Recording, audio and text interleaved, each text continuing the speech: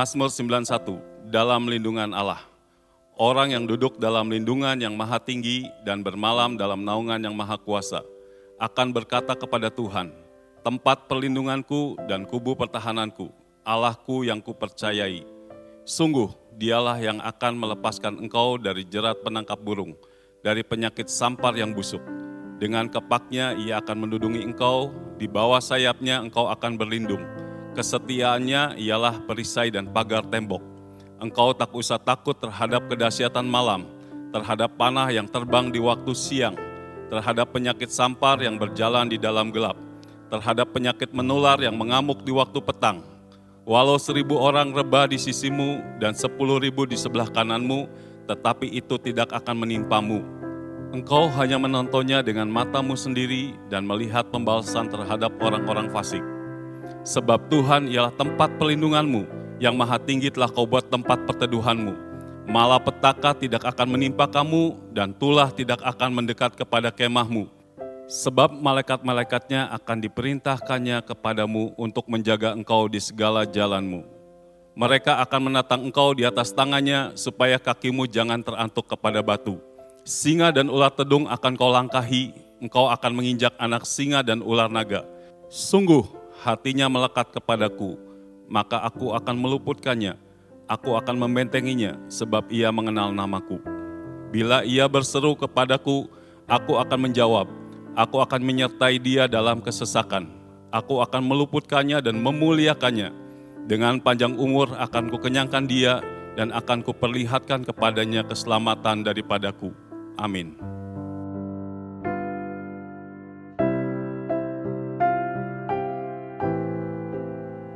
Shalom saudara, saya berharap kita semua dalam keadaan yang luar biasa. Dalam Voice of Pentecost kali ini, kita akan belajar mengenai hati Bapa. Seperti yang kita tahu bahwa Allah menciptakan dan menempatkan manusia sebagai ciptaan yang istimewa dibandingkan dengan ciptaan lainnya.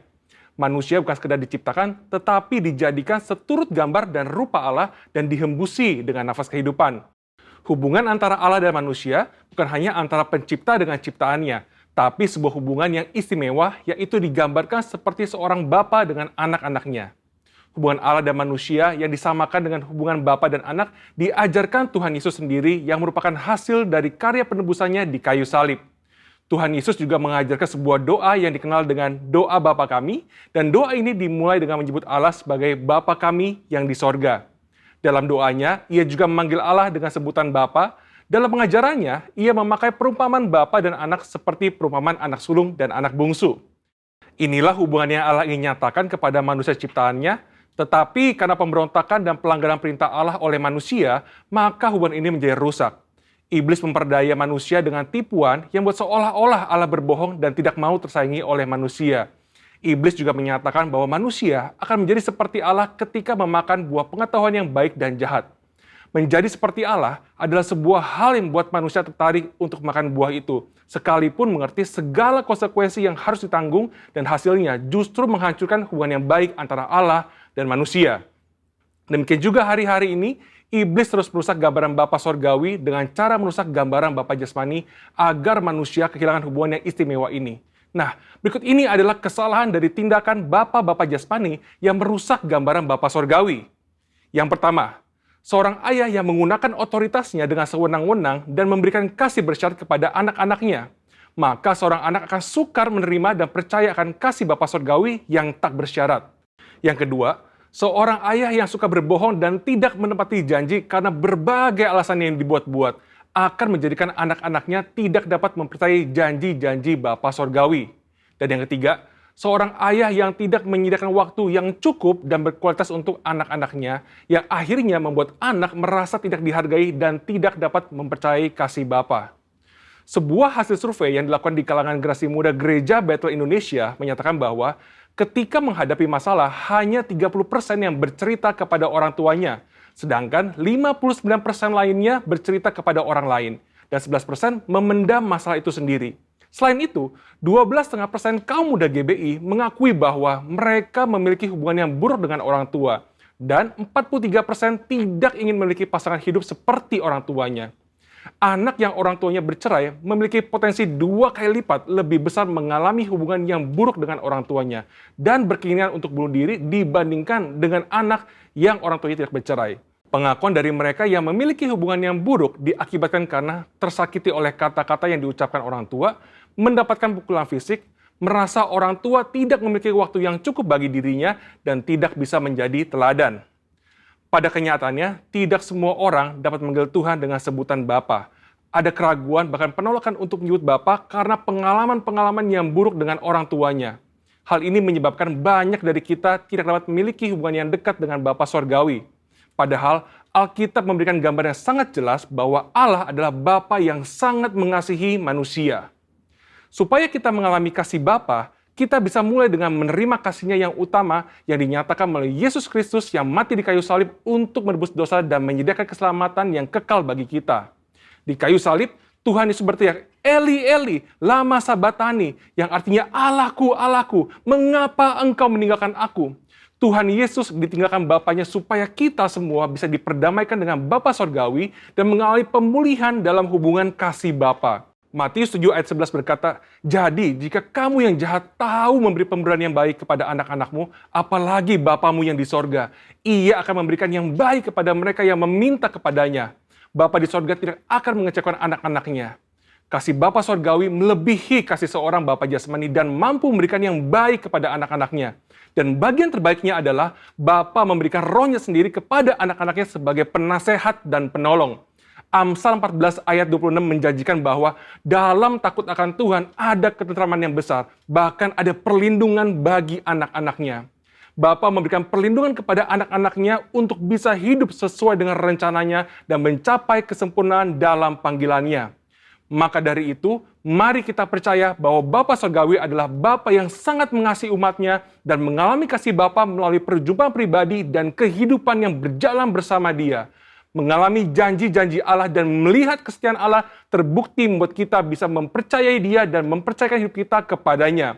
Bapa memberikan Roh Kudus-Nya agar kita percaya akan kasih Bapa dan mampu untuk mengampuni orang-orang yang pernah merusak gambaran Bapa yang baik serta memulihkan hati kita menjadi baru untuk bisa mengalami kasih Bapa yang sempurna. Saudara, untuk penjelasan lengkapnya dari tim teologi kami, silakan cek link yang ada di atas atau scan QR Code yang tersedia. Salam integritas, Tuhan Yesus memberkati.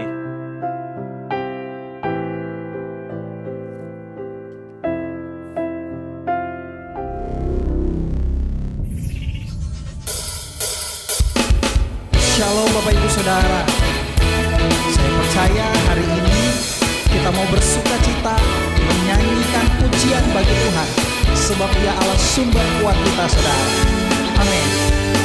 Mari sama-sama katakan. Allah sumber kuatku, Allah sumber kuatku, Allah sumber kuatku dan bagianku selamanya,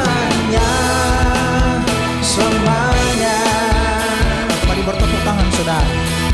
Dengan sukacita kita deklarasikan kebaikan Tuhan. Allah kita dahsyat, kebesarannya begitu melampaui semuanya, saudara. Katakan sama-sama ya. Hanya Kau milikku di surga. Amin. Tiada yang ku ingini di bumi, hanya Kau. Bilang bersama, saudara. Tak ku andalkan kekuatanku, namun yang pasti Kau kekal selamanya. Allah sumber kuatku, Allah sumber kuatku, Allah sumber kuatku dan bagianku selamanya, selamanya. Tuhan kita dahsyat, saudara. Yang bersuka cita, mari bersama-sama dengan saya, saudara. Dengan musik ini kita beri yang terbaik bagi nama Tuhan. Katakan syukur. Ya. Hanya Kau milikku di surga, tiada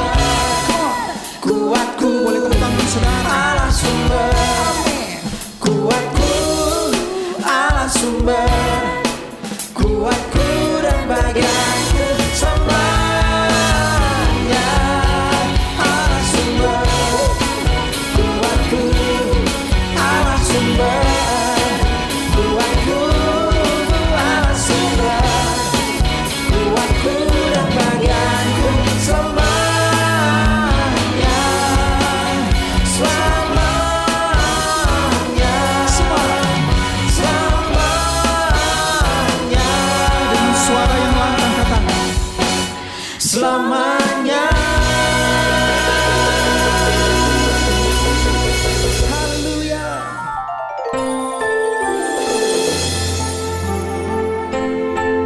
Terima kasih Tuhan, penyertaan-Mu bagi kami begitu sempurna, penerimaan-Mu bagi kami begitu luar biasa Tuhan.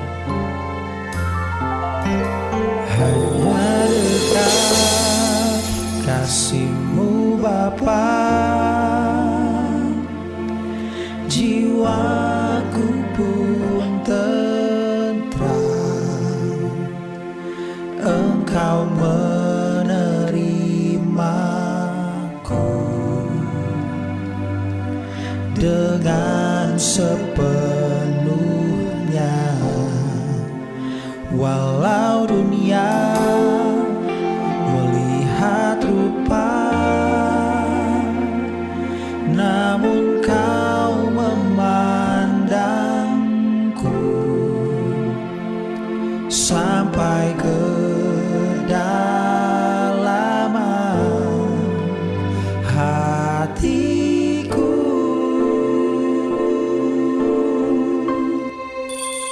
Tuhan, inilah yang ku tahu, Kau mengenal hatiku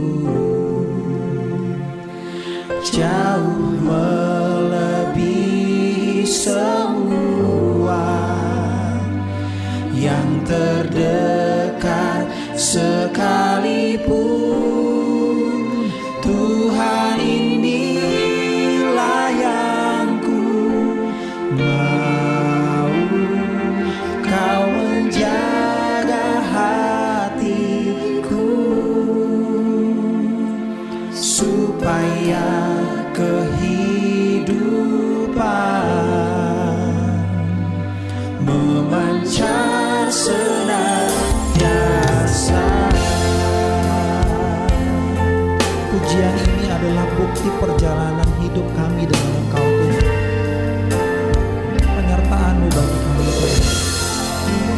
Hanya dekat kasih-Mu Bapa, jiwaku tentram. Engkau menerimaku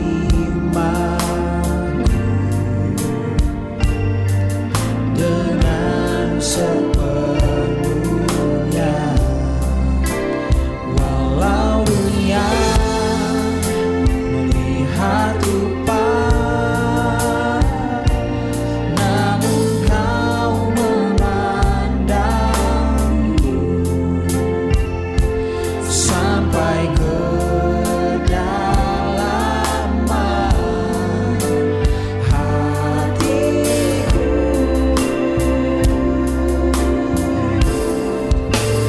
Tuhan, inilah yang ku tahu, Kau mengenal hatiku jauh melebihi semua yang terdekat sekalipun. Tuhan, inilah yang ku mau, Kau menjaga hatiku supaya kehidupan memancar senantiasa. Mari sekali lagi bersama katakan, Tuhan, inilah yang ku tahu, Kau mengenal hatiku jauh melebihi semua yang terdekat sekalipun.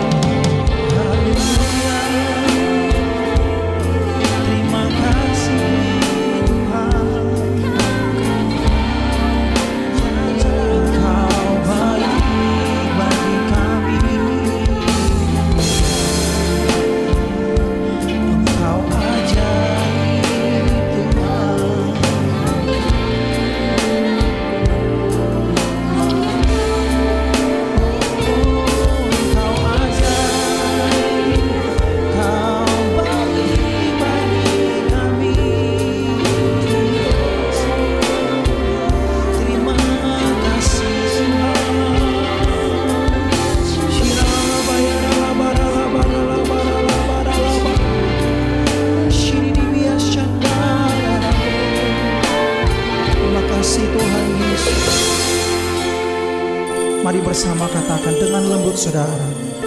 Tuhan, inilah yang ku tahu, Kau mengenal hatiku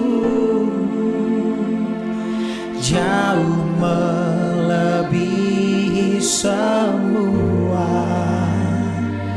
yang terdekat sekalipun. Tuhan, inilah yang ku mau, Kau menjaga hatiku supaya kehidupan memancar senantiasa. Mari Bapak Ibu Saudara katakan pujian ini. Benar Tuhan, Engkau Allah yang tahu hati kami. Engkau Allah yang tahu kedalaman hidup kami Tuhan. Tak sekalipun Engkau meninggalkan kami Tuhan, Engkau tetap di situ Tuhan, bahkan hidup di dalam kami. Terima kasih, kami bangga punya Engkau. Tuhan, inilah yang ku mau, Kau menjaga hatiku supaya kehidupan memancar senantiasa, supaya kehidupan memancar senantiasa. Katakan sekali lagi, supaya kehidupan memancar senantiasa.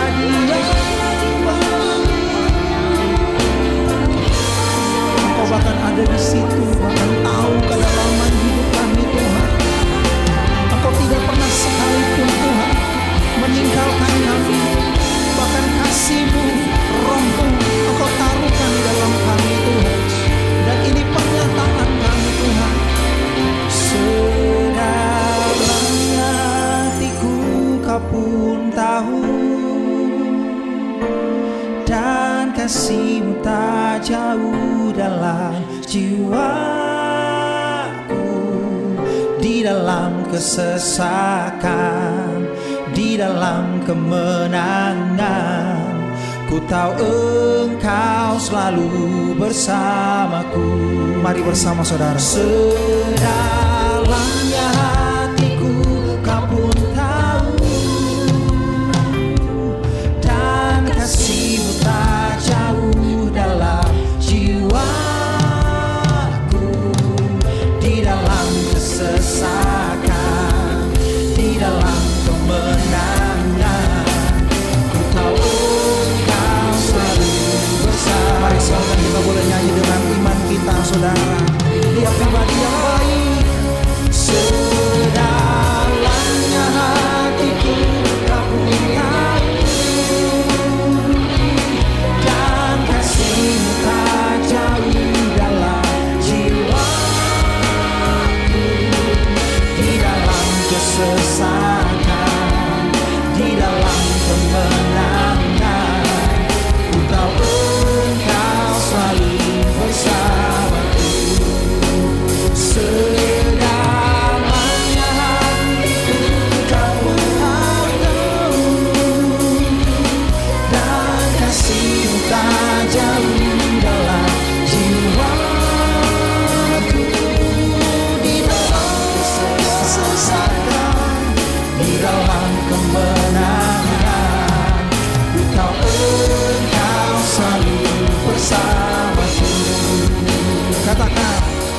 Ku tahu Engkau selalu bersamaku.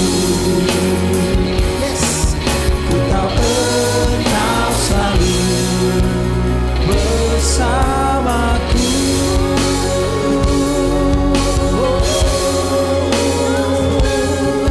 Yesus Tuhan, Yesus Tuhan, Engkau ajar kami Tuhan. Yes, berkali-kali dalam hidup kami tidak punya jalan keluar. Berkali-kali kami menghadapi masalah demi masalah Tuhan. Bahkan dokter bilang ini tidak bisa disembuhkan. Kami tidak punya harapan. Bahkan dunia bilang kamu tidak bisa. Namun waktu kami ketemu dengan Tuhan, Engkau selalu janjikan bahwa kami menjadi kepala dan bukan ekor. Bahwa Engkau Allah yang menyembuhkan. Bahwa tidak ada yang mustahil bagi Engkau Tuhan. And this is my song for you. Sing it. Waymaker, miracle worker, promise keeper, light in the darkness, my God, that is who you are. Sing again, saudara. Waymaker, miracle worker, promise keeper, light in the darkness, my God, that is who you are. Dan dengan bangga kami mau nyanyikan. Waymaker, miracle worker, promise keeper, light in the darkness, my God, that is who you are. Waymaker, miracle worker, promise keeper, light in the darkness, my God, that is who you are. Mari sama-sama katakan. Even when I don't see you working, even when I don't feel you working, you never stop working, you never stop working. Sing again. Even when I don't see you working, even when I don't feel you working, you never stop working, you never stop working. Mari sekali lagi dengan iman saudara katakan. Waymaker, miracle worker, promise keeper, light in the darkness, my God, that is who we sing our faith for you, Lord. Sing it. Waymaker, miracle worker, promise keeper, light in the darkness. Yes. Start from now. Mulai saat ini tidak ada yang bisa bilang tidak mungkin. Sebab Engkau pribadi itu Tuhan. Engkau yang pegang tangan kami. You hold my hand. Yes Lord. That is who you are. That is who you are. That is who you are. That is who you are. Yes. That is who you are.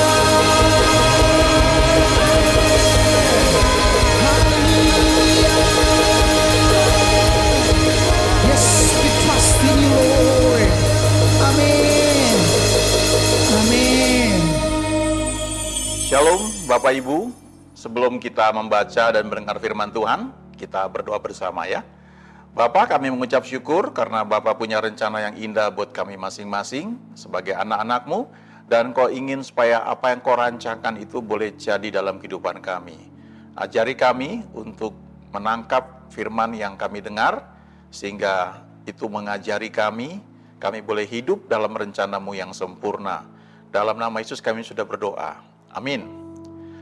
Nah, Bapak, Ibu, dan teman-teman, ada satu ayat yang menarik di Wahyu 20 ayat 12 yang mengatakan bahwa di akhir zaman itu, ini penglihatan oleh Yohanes ya, waktu itu dia di Pulau Patmos, dan dia melihat orang-orang mati besar dan kecil berdiri di depan tahta, ada tahta putih. Lalu dibuka semua kitab, ya, jadi artinya ada banyak kitab. Dan dibuka juga sebuah kitab lain, yaitu kitab kehidupan. Ada banyak kitab, tapi ada satu kitab kehidupan. Dan orang-orang mati dihakimi menurut perbuatan mereka berdasarkan apa yang ada tertulis di dalam kitab-kitab itu. Artinya apa yang kita buat di dunia ini itu tercatat, dicatat, masing-masing ada kitabnya untuk kita. Kalau kita mau baca lebih jelas dari Wahyu 20 itu kita bisa lihat dari ayat 11 sampai 15. Ya, ini penglihatan yang dilihat ya oleh Yohanes di Pulau Patmos. Ayat 11 dia melihat takhta putih ya, lalu dia lihat di ayat 12 itu semua kitab dibuka dan juga ada sebuah kitab yang sangat penting yang disebut kitab kehidupan, the book of life. Lalu orang-orang mati dihakimi menurut perbuatan mereka yang tercatat dalam kitab-kitab yang banyak itu. Kemudian di ayat 13 diulang lagi, ditekankan bahwa mereka semua dihakimi masing-masing menurut perbuatannya. Ya. Tapi yang sangat penting, yang perlu kita perhatikan di ayat 15. Dan setiap orang yang tidak ditemukan namanya tertulis di dalam kitab kehidupan itu, ia dilemparkan ke dalam lautan api itu. Ya, kita kenal sebagai neraka. Jadi orang yang namanya tidak tercatat di dalam kitab kehidupan, orang itu akan dilemparkan ke dalam lautan api, ke dalam neraka. Nah, jadi kalau kita lihat ada banyak buku ternyata. Ya. Yang pertama yang disebut tadi yang semua buku dibuka, saya bisa menyebutnya sebagai books of rewards ya. Buku catatan mengenai ganjaran atau upah atas apa yang kita perbuat di dunia ini. Dikatakan di Wahyu 20 ayat 12b tadi, orang-orang mati dihakimi menurut perbuatan mereka, berdasarkan apa yang ada tertulis di dalam kitab-kitab itu. Kalau kita baca Injil Matius pasal 12 ayat 36, Yesus juga berkata, bahkan bukan hanya perbuatan. Dia bilang setiap kata sia-sia yang diucapkan orang harus dipertanggungjawabkannya pada hari penghakiman.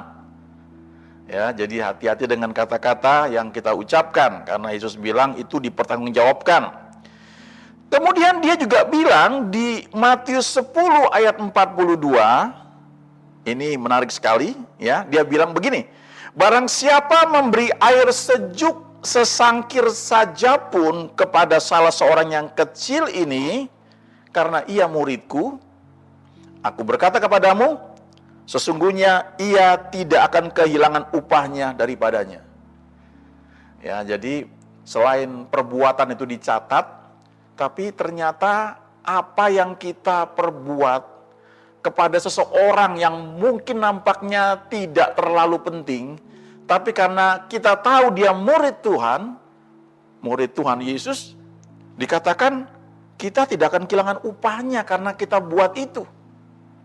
Dengan kata lain, ada rewards untuk apapun yang kita buat, apalagi yang kita buat kepada orang-orang yang mengenal Tuhan, yang melayani Tuhan. Di sisi lain, kita juga perlu ingat, hati-hati karena ada ayat yang mengatakan jangan menjamah orang yang kuurapi, jangan mengusik nabi-nabiku. Jadi artinya itu ada catatan tentang apa yang kita perbuat. Lebih lanjut di Markus 10 ayat 29 sampai dengan 30. Waktu itu murid-murid gempar. Ya. Karena mereka merasa sudah ikut Tuhan meninggalkan segala sesuatu. Dan Petrus mulai mempertanyakan hal itu. Apalagi ketika Tuhan berkata, sukar bagi orang kaya masuk ke dalam kerajaan surga. Kemudian Yesus bilang di Markus 10 ayat 29 sampai dengan 30. Aku berkata kepadamu, sesungguhnya setiap orang yang karena aku dan karena Injil meninggalkan rumahnya, saudaranya laki-laki atau saudaranya perempuan, ibunya atau bapaknya, anak-anaknya atau ladangnya, orang itu sekarang pada masa ini juga akan menerima kembali 100 kali lipat rumah, saudara laki-laki, saudara perempuan, ibu, anak, dan ladang, sekalipun disertai berbagai penganiayaan. Dan pada zaman yang akan datang, ia akan menerima hidup yang kekal. Jadi ini bicara tentang upah atau rewards. Jangan lupa bahwa ada buku yang mencatat apa yang kita perbuat selama kita hidup di dunia ini. Bahkan kata-kata yang kita ucapkan itu juga ada recordnya. Dan lebih spesifik lagi, bagi semua orang yang meninggalkan segala sesuatu oleh karena Yesus, oleh karena Injil, Tuhan berkata pada masa ini juga akan memperoleh hasil, ya, akan dikembalikan 100 kali lipat, dan nanti pada zaman yang akan datang akan menerima hidup yang kekal. Tapi berikutnya, yang paling penting adalah buku kehidupan. Dan itu cuma satu, karena dikatakan dibuka juga sebuah kitab lain. Satu buah, Wahyu 20 ayat 12. Dan itu adalah Book of Life. The Book of Life. Buku kehidupan atau kitab kehidupan. Dijelaskan di Wahyu 20 ayat 15, setiap orang yang tidak ditemukan namanya tertulis di dalam kitab kehidupan itu, ia dilemparkan ke dalam lautan api. Jadi kalau buku rewards itu bicara soal upah, soal ganjaran, tapi yang jauh lebih penting adalah buku kehidupan. Apakah kita tahu, percaya, yakin nama kita ada di sana? Itu buku berisi daftar nama. Orang yang namanya tercatat di situ akan masuk surga. Sekian tahun yang lalu ada seorang hamba Tuhan, dia cerita, ya. Dia hadir di satu kebaktian, di satu kantor kontraktor milik seorang anak Tuhan juga. Lalu di persekutuan itu ada satu orang mandor yang bersaksi.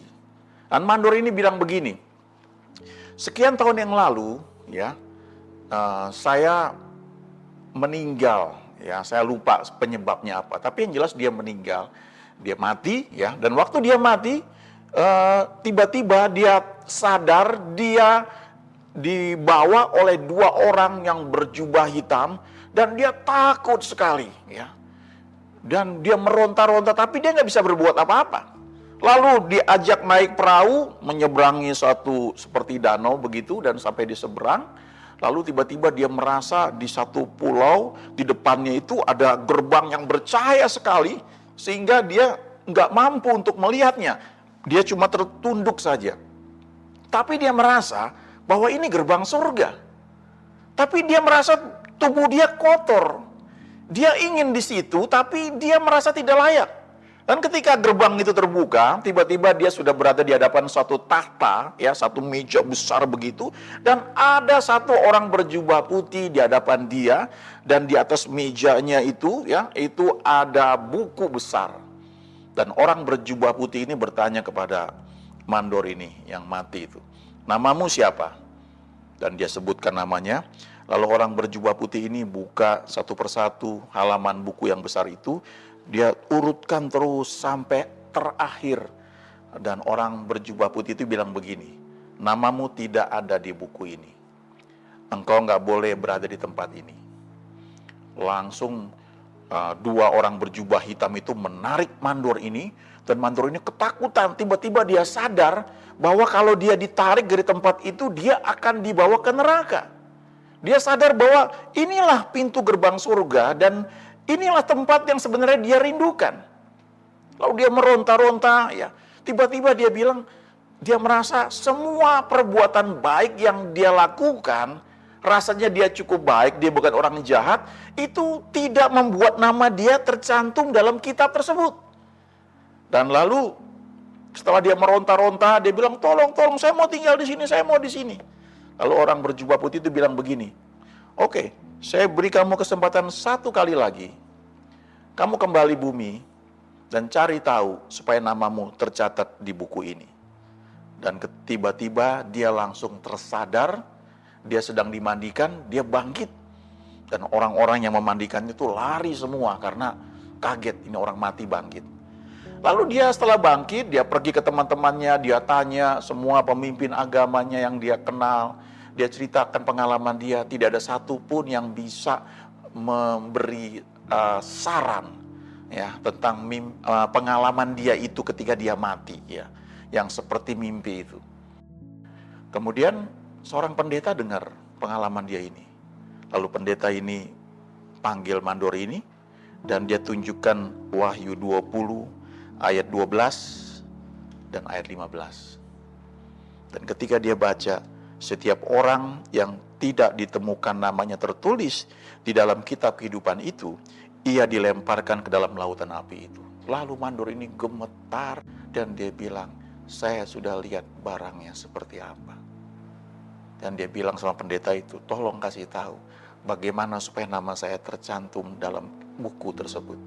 Lalu pendeta ini membimbing mandor itu untuk terima Tuhan Yesus. Dan dia menjadi ciptaan baru.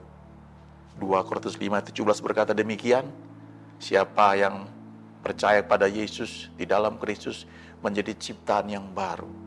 Yang lama sudah berlalu, yang baru sudah datang. Dia menjadi anak-anak Allah. Dan lalu dia bertumbuh dalam persekutuan. Dia mengasihi Tuhan. Dan dalam persekutuan tersebut dia ceritakan pengalamannya. Jadi memang itu real sekali. Ada yang namanya buku kehidupan atau kitab kehidupan. Ternyata di zaman perjanjian lama, Musa juga tahu hal ini. Waktu orang Israel itu berontak, mereka membuat lembu emas, mereka menyakiti hati Tuhan, dan Musa marah sekali. Ya, waktu itu Musa baru naik di gunung 40 hari 40 malam bertemu dengan Tuhan. Dan dia bawa loh batu dan dia pecahkan, dia marah sekali pada orang Israel. Tapi kemudian dia berdoa syafaat kepada Tuhan supaya Tuhan mengampuni orang Israel ini. Dan dia berdoa, salah satu bagian doa yang dia naikkan ada di Keluaran 32, ayat 32.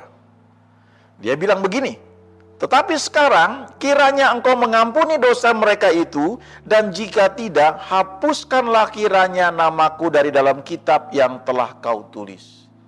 Nah, ini kitab kehidupan. Memang Tuhan tidak mengabulkan, karena Tuhan bilang yang berdosa itu yang aku hapus.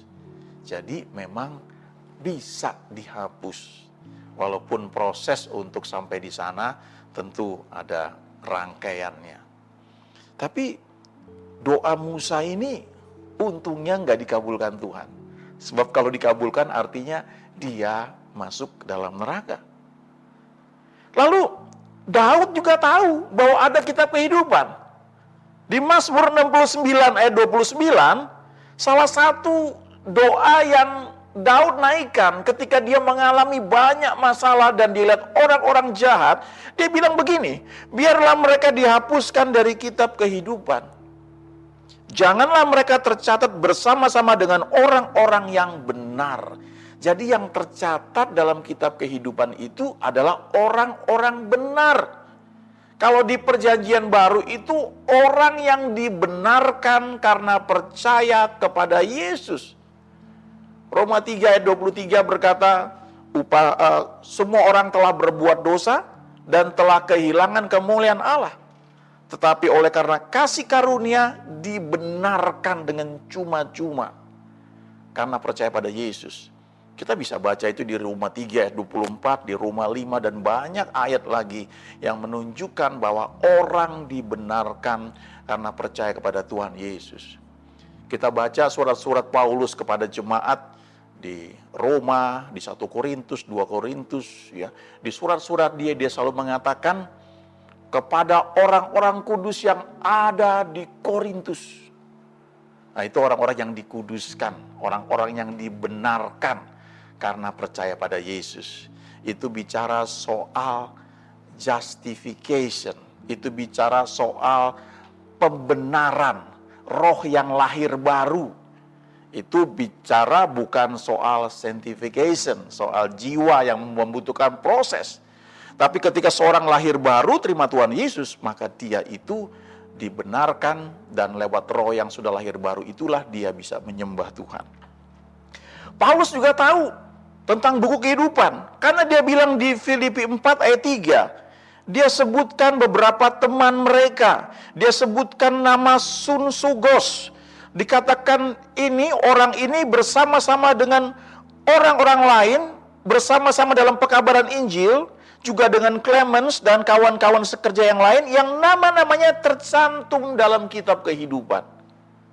Ya, Paulus tahu ini. Ya. Nah, itu yang paling penting, buku kehidupan.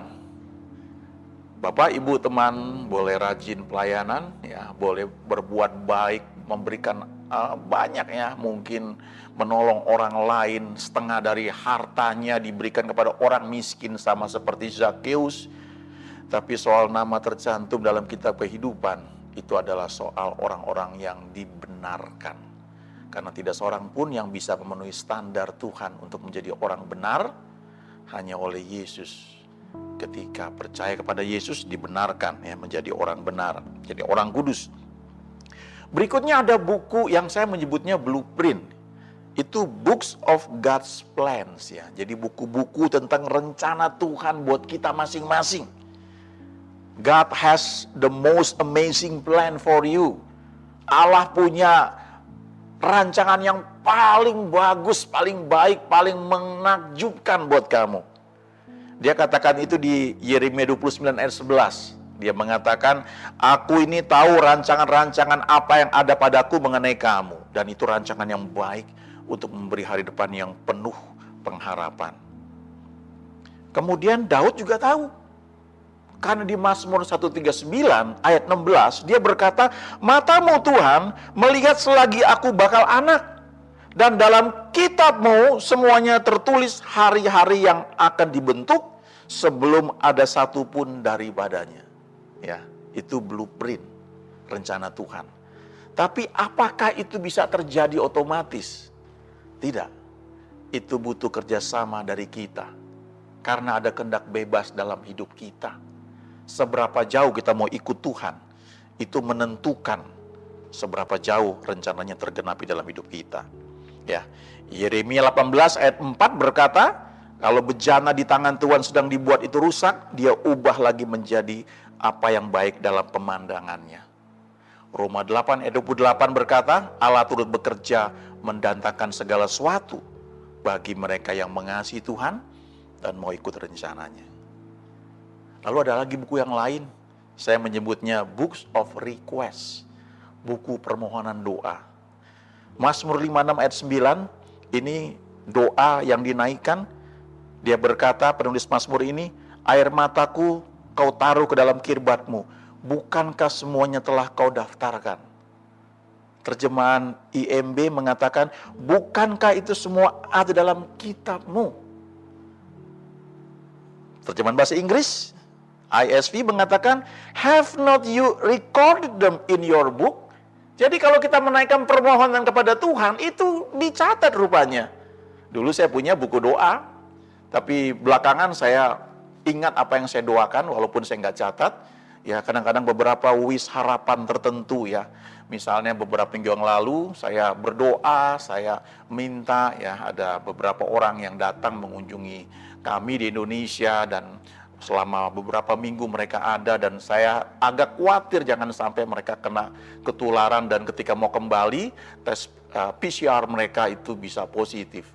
Dan puji Tuhan, ketika mereka mau kembali tes PCR semuanya negatif, dan mereka boleh kembali ke negara mereka masing-masing dengan selamat.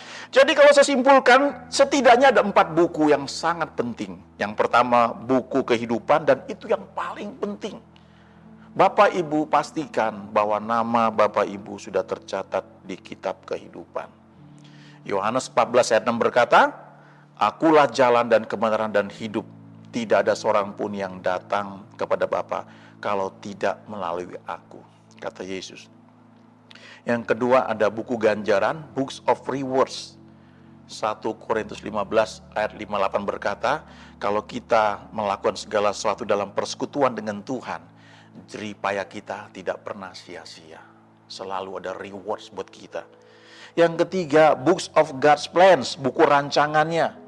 Roma 12 ayat 2 berkata, berubahlah oleh pembaruan budi kita, pembaruan jiwa, belajar firman, supaya kita bisa bedakan manakah kehendak Allah, apa yang baik, yang berkenan, dan yang sempurna. Dan pilihlah yang sempurna. Dan itu menyangkut kehendak bebas kita, mau ikut rencananya atau tidak. Dan satu lagi adalah Books of Prayer Request, permohonan doa. Yohanes 15 ayat 7 berkata, "Jikalau kamu tinggal di dalam aku dan firman-Ku tinggal dalam kamu, mintalah apa saja yang kamu kehendaki dan kamu akan menerimanya." Bapak Ibu, dari 4 buku ini semuanya penting ya. Tapi yang paling penting adalah buku kehidupan. Ada penjahat di samping Yesus ketika ia disalibkan. Yang satu menghujat Yesus, menghina Yesus, walaupun sedang menghadapi hukuman yang sama. Tapi temannya bilang begini, "Yesus, ingatlah akan aku apabila engkau datang nanti sebagai raja." Dan Yesus berkata, "Aku berkata kepadamu, hari ini juga engkau bersama dengan aku di Firdaus." Saat itu juga, detik itu juga, namanya tercatat dalam kitab kehidupan. Dia Books of Rewards-nya nggak sempat diisi dengan hal-hal yang baik. Dia nggak dapat banyak hadiah karena kehidupannya mungkin jahat. Entah mungkin ada beberapa hal yang baik ya. Tapi yang paling penting, detik-detik terakhir ternyata namanya tercatat dalam kitab kehidupan. Kalau Bapak Ibu belum terima Tuhan Yesus, saya mau ajak doa nanti di akhir firman Tuhan. Tapi yang berikutnya, dan bagi Bapak Ibu yang sudah mengenal Tuhan Yesus, coba belajar untuk merelakan hidup ini dibentuk oleh Tuhan, supaya kita bisa mengikuti rancangannya yang indah, yang paling cocok buat kita masing-masing. Dan dalam persekutuan kita dengan Tuhan, Tuhan itu baik. Dia care, dia peduli sama kita. A wish, secret petition pun dia perhatikan. Kalau kita membangun hubungan dengan dia, sampai keinginan yang kelihatan sepele pun dia peduli. Saja kita berdoa. Bagi Bapak Ibu teman yang belum terima Tuhan Yesus ya, dan saat ini mendengar firman ini, mungkin ini kesempatan yang belum tentu akan datang kembali dalam hidup Bapak Ibu atau teman yang mendengar. Mari naikkan doa bersama-sama saya. Tuhan Yesus, saya buka hati saya menerima Engkau sebagai Tuhan dan Juru Selamat. Bawa saya menjadi anak-anak Allah. Jadikan saya domba-domba-Mu yang mendengar suara-Mu. Ubah hati saya menjadi penurut, dan saya mau belajar mengikuti rancangan-Mu, supaya saya menerima yang terbaik, hidup dalam rencana-Mu yang sempurna, dan setiap hal yang saya lakukan tidak pernah sia-sia, karena saya melakukan dalam persekutuan dengan Tuhan. Dan saya juga belajar untuk menaikkan permohonan saya, sehingga apapun yang saya naikkan dalam nama Tuhan Yesus, saya menerimanya, karena saya tahu Tuhan saya mengasihi saya. Dalam nama Yesus saya sudah berdoa. Amin. Tuhan berkati. Puji Tuhan, kita sudah mendengarkan firman Tuhan. Ini waktunya kita beri dengan sukacita. Di layar saudara ada QR code yang saudara bisa pakai untuk scan, untuk mentransferkan persembahan saudara. Mari dengan sukacita katakan, Tuhanlah kekuatan dan mazmurku, Dia gunung batu dan keselamatanku. Hanya padamu hatiku percaya, Kaulah menara dan kota perlindungan.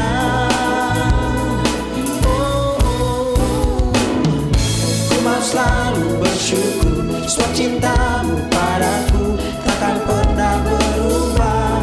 Hatiku percaya, walau bumi bergoncang, gunung-gunung beranjak, namun kasih setiamu tak pergi dariku. Ku mau selalu bersyukur, sebab cintamu padaku takkan pernah berubah. Hatiku percaya, walau bumi bergoncang, gunung-gunung beranjak, namun kasih setiamu tak pergi dariku.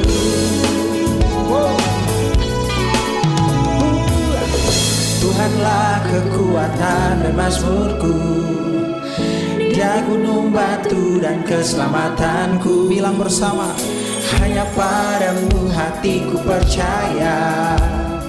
Kaulah menara dan kota perlindungan. Everybody say,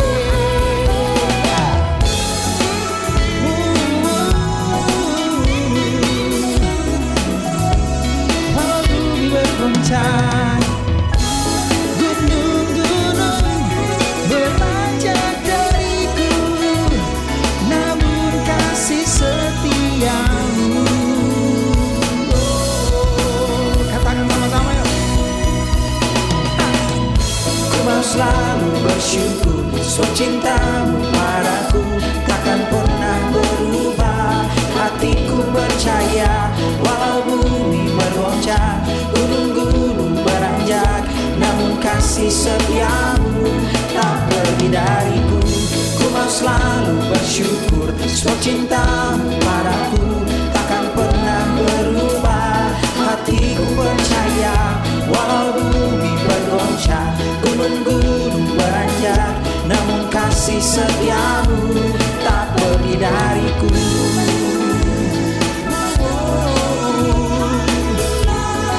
Sekalipun dunia meninggalkan kami, namun Engkau tidak pernah tinggalkan kami, Tuhan. Engkau selalu ada di situ. Kami mengucap syukur sebab kami punya Engkau, Tuhan.